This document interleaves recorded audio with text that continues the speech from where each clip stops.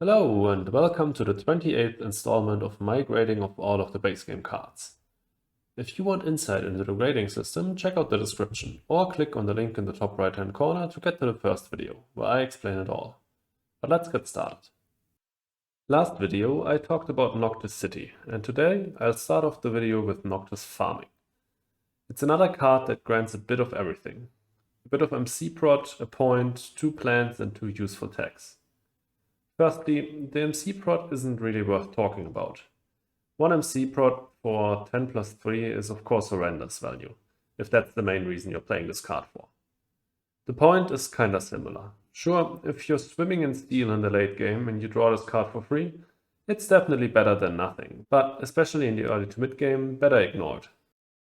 The main reason this card can sometimes be useful in that situation are the 2 plants as well as the 2 tags. The 2 instant plants can help you get to 8 to convert and save your plants from an asteroid. Especially if you have some steel, this is a much cheaper alternative to placing an SP ocean or greenery to achieve this. The building tag also helps on builder, and the plant tag is super useful for NRA or insects or ecologist. If you then combine these factors with the aforementioned point and MC prot, this card is really solid and something I often like to see in the early drafts. Of course, it heavily falls off in value if the respective milestones are not in play or if you don't have any of the green combo pieces. In total, I'd rank this card C tier. Due to the easier global restriction, I like it more than the somewhat similar Eos Casma National Park, but not enough to bump it up to B tier.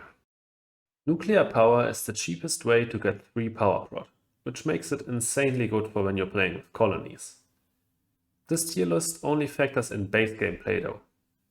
There, it's of course still a super useful card. You can play this early on to get some power hungry cards down, and then combine the leftover power prot with some heat prot to push the temperature track.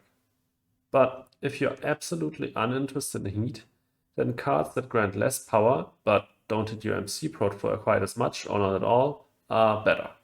Power Plant or Peroxide Power, for example. But how bad is that hit to your economy really? Let's compare Nuke Power to Giant Space Mirror. If you're playing these cards Gen 1, then Nuke Power will have caught up in price with GSM in Gen 5, costing you a total of 21 MC by then.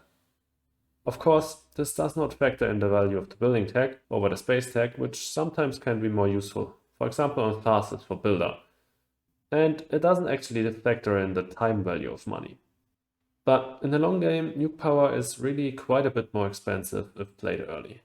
Still, I like it as a cheap to play power producer and think it should land in C tier. In my opinion, Nuclear Zone is one of the best cards in the game.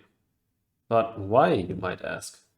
It's point neutral, so it's just a worse version of Acquired Company, since it only grants 2 development instead of 3, right?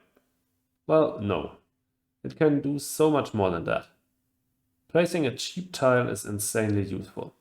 It allows you to teleport if your Ocean Walker has been blocked by an opponent, or it can grant you just enough plants for conversion, or cards or minerals if you're going for a different strategy. And since you can place it next to oceans, it can be even cheaper than sponsors, making it a good development card into the mid game. Granting 2 temperature bumps is great in and of its own, of course. You can combo this with a heat bump, or even better with cards like Big Asteroid or Demos to do 3, 4 or 5 temperature steps in one go to secure the bonus ocean. Just on its own, you can often use Nuke Zone in the early game to secure the heat prot bonus bumps, making it one of the best cards for a rush strategy and or getting Terraformer. I love this card and I think you should too. I think it's an A tier card since it's very flexible and a terrific card in a fast game. We just talked about a really good Earth tag that costs 10 MC. Let's get to the next one out of that category. Olympus Conference. This card is one of the best combo pieces in a science strategy, and if played early can sometimes allow you to draw 4 or 5 cards over the course of the game.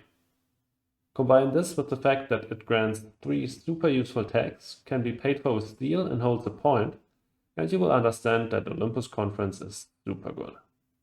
Not as good as its cousin Mars University, since that one draws you double the amount of cards, but still really, really great. Same as Nuke Zone, I think this card is A tier, just better suited for a long game. You always hear me complaining about the fact that there are too few good late-game steel dumps. One of the only exceptions is Open City. I have my problems with this card. Why does it grant 4 MC prot, for example? At 12% oxygen, you will not really benefit from its development for long, so it would be a much better card if it were a bit cheaper and granted less prot. But still, a city that grants 2 plants at a point in the game where most placement bonuses are already long gone is super useful. And the point on it makes total sense at this stage as well. As I said, it's a great steel dump, especially if you have power prot left over already. Just keep in mind, if you have no steel and need to get power prot first, just SP a city if you need one. Still, this card fills a specific role that not a lot of other cards fulfill, and therefore lands in B tier for me. Thanks so much for watching. Let me know in the comments whether you agree with my ratings, or if not, how you would have rated these cards differently. Also, if you enjoyed the video, please leave a like and consider subscribing. And lastly, please check out my Twitch and my Twitter. See you in the next video.